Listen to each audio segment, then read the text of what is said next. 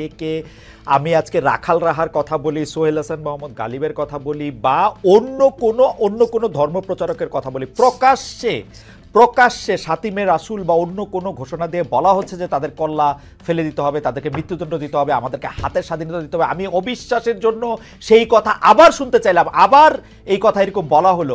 আমি তো এরকম কোনো ব্যবস্থা দেখি নাই যেটা এই কথা আর কখনো বলা হবে কিনা। আপনি যে কথাটা বললেন এই কথাটা একদম শতভাগ সঠিক, এবং সরকার তো স্পষ্ট এই জায়গাটিতে সরকারের ভয়াবহ রকমের ফেলিউর আছে। সরকারের পক্ষ থেকে যখন বলা হয় একটা কথা যে এখন থেকে আবার যদি কোনো কিছু হয় তাহলে কঠোর ব্যবস্থা নেওয়া হবে, এইটা সাধারণ জনমানুষের কাছে সঠিক বার্তা হিসেবে যায় না। ওকে, আমি জনাব গোলাম মুর্তজা এবং অর্থনীতির প্রসঙ্গ আমি আসলে দুই একটা বিষয় নিয়ে আপনার সঙ্গে আলোচনা করতে চাই। তার আগে আমি ডক্টর জাহিদুর রহমানকে শুনি। ডক্টর জাহিদুর রহমান, আপনার নিশ্চয়ই আমরা যে আলোচনাটা করতেছিলাম সেটা নিয়ে আপনার নিশ্চয়ই বক্তব্য থাকবে, কিন্তু আমার প্রশ্নটা আমি একটু করে রাখি।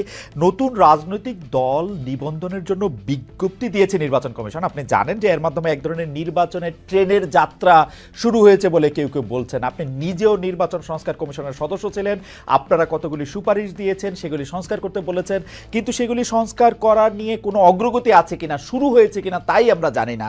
এই সংস্কারের আগেই যে একটা নির্বাচনের কথা হচ্ছে, সে তাহলে সংস্কারটার আসলে কি হবে?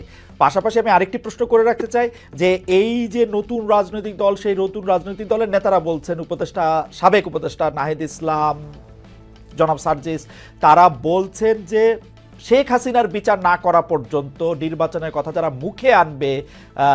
মুখেও আনতে পারবে না, মানে আরো কি জানি ভয়ঙ্কর করে বলছেন। এখন আপনি নির্বাচনের কথা মুখে আনতেছেন কিনা সেটাও যদি একটু আমাদেরকে বলেন। হ্যাঁ, ধন্যবাদ। আমি মুখে আনছি, আমি আনার পরও তাদের বক্তব্য নিয়ে কথা বলবো। তার আগে আইন শৃঙ্খলা নিয়ে দু তিনটা পয়েন্ট একটু যোগ করি। মুর্তজা ভাই খুব রাইটলি বলেছেন এবং আপনিও যে কাউন্টার অপিনিয়ন দিয়েছেন, I agree with that as well. আমি দুটো এক্সাম্পল দিই। সপ্তাহখানেক বা 7-8 দিনই হবে আগে গুলশানে একটা বাড়িতে তাণ্ডব চালানো হলো ঘোষণা দিয়ে। মানে ওনারা যাচ্ছেন, ওখানে টিভি চ্যানেল ছিল, মানে শুধুমাত্র ব্যক্তি লাইভ করেছে তা না, টিভি চ্যানেল লাইভ করেছে, রটিয়ে দেয়া হলো এটা জনাব এইচ.টি. ইমামের সন্তানের বাড়ি। পরে দেখা গেল তা না, এটা আসলে তার সাবেক স্ত্রীর বাড়ি, যাদের অনেক আগে ডিভোর্স হয়েছে। সেটা সরিয়ে রাখে, ধরে নিলাম এটা সম্ভবত নাম তানভীর ইমাম, ধরে নিলাম এটা তানভীর ইমামের বাড়ি। তো কেউ একজন ঘোষণা করছে ওই বাড়িতে গিয়ে ওখানে আওয়ামী লীগের দোসররা লুকিয়ে আছে, অনেক টাকা রাখা আছে, তারা এই অধিকার পেয়ে যায় লাইভ করে ওখানে তাণ্ডব চালাতে পারে।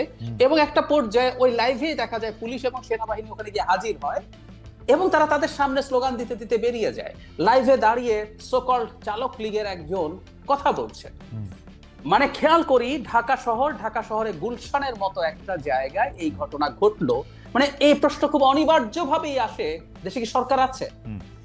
আচ্ছা, নাম্বার 2, ওড়না নিয়ে যে ঘটনাটা ঘটলো, তখন যে যৌন হয়রানি যে ভদ্রলোক করেছেন তাকে যখন থানায় নিয়ে গেল, সারা রাত থানার মধ্যে কিছু মানুষ ছিলেন, তারা লাইভ করেছেন, তারা পুলিশকে রীতিমতো হেনস্থা করার চেষ্টা করছেন। এবং ওই লাইভে আমরা দেখছি, আমি রাত জেগে লাইভ দেখছিলাম, ভিডিও একটার পর একটা আসছিল, ওই নারীকে ধরে আনতে হবে এবং তার বিরুদ্ধে মামলা দিতে হবে। পরবর্তীতে কি হলো আমরা জানি, একটা পুলিশ স্টেশনে ঢাকা শহরে কিছু মানুষ গিয়ে পুলিশকে ধমকাচ্ছে এবং এই কাজ করতে হবে, ওই কাজ করতে হবে বলছে। দেশে তো সেনাবাহিনীও আছে, এই লোকগুলোকে সরকার থানা থেকে বের করার কোন রকম কোনো ব্যবস্থা নেয়নি কেন? মানে থানা হচ্ছে সরকার, আমরা এভাবে যদি বলি, মানে সরকার একটা খুব গুরুত্বপূর্ণ ইউনিট। অ্যাবসলিউটলি। আর ওখানে বসে লাইভ হচ্ছে, ঘন্টার পর ঘন্টা, সারা রাত হয়েছে। মানে একটা সরকার তার এক্সিস্টেন্স দেখাতে হয়। খুব চমৎকার ভাবে মুর্তজা ভাই বলছেন যে মোহাম্মদপুরের মানুষকে এটা দেখাতে হবে। আসলে আমাদের এটা দেখতে হবে যে সরকার কাজ করছে, সরকার পদক্ষেপ নিচ্ছে, সরকারের পদক্ষেপগুলো ব্যর্থ হতে পারে কিন্তু তার পদক্ষেপগুলো নেয়ার চেষ্টা আছে। আমরা কোনো চেষ্টা কোথাও দেখিনি। ধরুন এর পরবর্তীতে এর দুদিন আগে দুজন আপনি একটা উদাহরণ দেওয়ার আগে আমি ছোট্ট করে কি একটু জানতে পারি যে আপনার হাইপোথিসিসটাও নিশ্চয়ই আপনি বলবেন যে সরকার এটা করতেছে না কেন?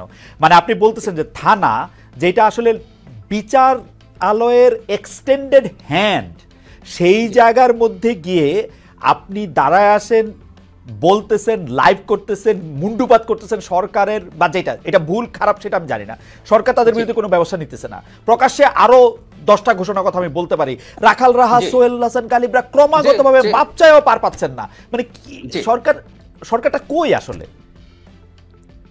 সরকার নাই আসলে, এবং সরকার নাই আসলে এখন এই প্রশ্নগুলো এসে দাঁড়াবে। আমরা দীর্ঘদিন থেকে এটা এখনো সরকারের যে ক্রিটিক করছি, আসলে আমরা এই সরকারকে ওন করেই করছি, কিন্তু সরকার আসলে সরকার হয়ে ওঠে, মানে আমি প্রায় এভাবে বলি, বাংলায় আমরা না এটাকে শাসন বিভাগ বলি, বাংলায় এভাবে বলি। সো তাকে তার শাসনটা দেখাতে হবে আইনের চৌহদ্দির মধ্য থেকে, এটা সবচেয়ে জরুরি ব্যাপার। দুজন নারীকে প্রকাশ্যে রাস্তায় বিভৎসভাবে পেটানো হলো, দীর্ঘদিন শোরগোল করার পর, যেই লোককে এটা করেছে তার ছবি ঘুরে বেরিয়েছে না, তাকে দীর্ঘদিন শোরগোল করার পর গত কাল বা পরশু তাকে গ্রেফতার করা হয়েছে, তাই না? মানে এটা করতে হচ্ছে।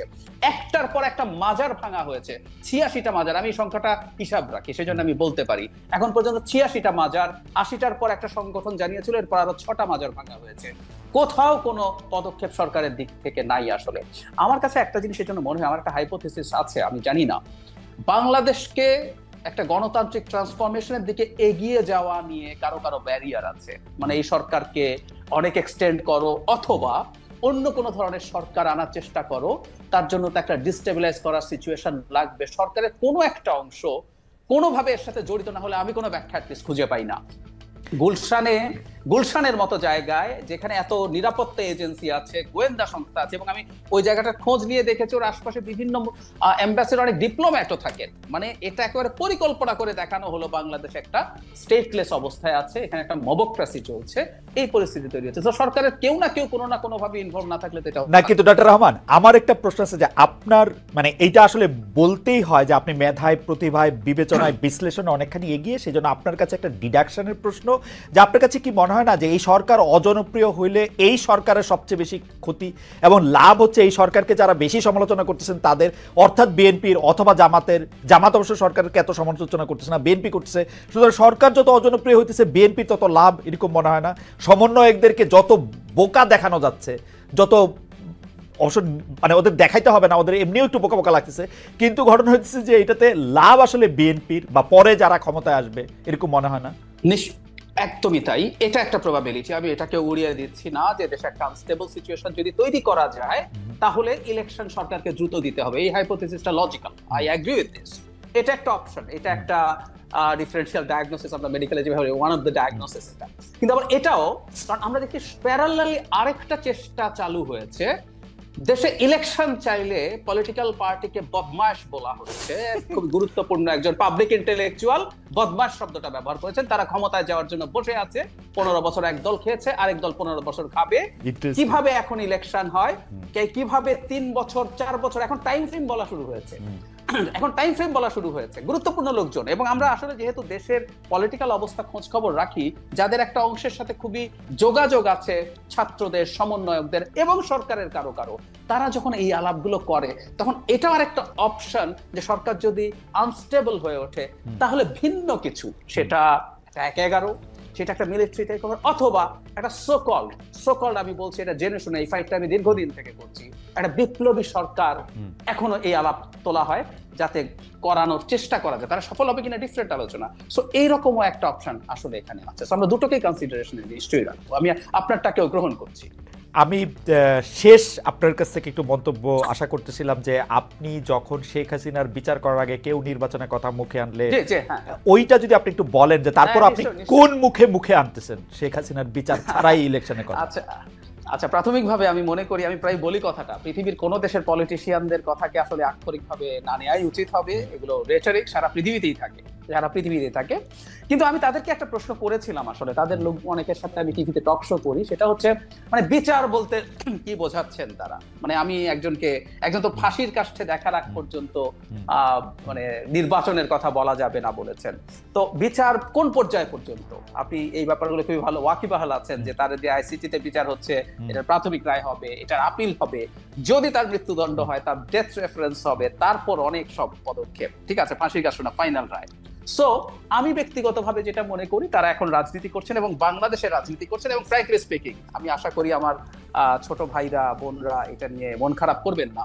তারা একটা নতুন বন্দোবস্তের কথা বলছেন, আমি কোনো নতুন বন্দোবস্ত আসলে দেখছি না। এটা একেবারেই পুরনো বন্দোবস্তের রাজনীতি করছেন, যেখানে আসলে তারা একই রকম ভাবে রেটরিক ব্যবহার করছেন, করে আসলে মূলত যেটা চাইছেন, এটা কখনো সংস্কারের নামে, কখনো এই বিচারের নামে তারা they are interested to buy more time, এবং সেটার কারণটা খুব সোজা, নির্বাচন যদি আর 1-1.5 বছরের মধ্যে হয়ে যায়, তাদের তো আসলে দল খুব বেশি গোছানো হয়নি, সো বেশি সময় পেলে তারা সেটা করতে পারবে না। কারণ আপনি বলেছিলেন জামায়াত তাদের সাথে দ্বিমত করছে না, এটারও কারণ একই, কারণ জামায়াত মনে করছে তারা একটা জোট তৈরি করতে পারবে আদার ইসলামিক পার্টি এবং স্টুডেন্টদের সাথেও তাদের যোগাযোগ আছে, বেশি সময় পেলে ভালো হয়, সেজন্যই তারা সংস্কারের পক্ষে আছেন। আমি যদি সুযোগ হয় আমি সেই আলাপ করব যে আমি আসলে নতুন কোন বন্দোবস্তর কথা যখন বলছে আমি সেটা দেখছি না। আমি আপনাকে এই আলাপের মধ্যে একটু নিয়ে আসবো, আমি শুধু প্রস্তাবনাটা বলে রাখি, সেটা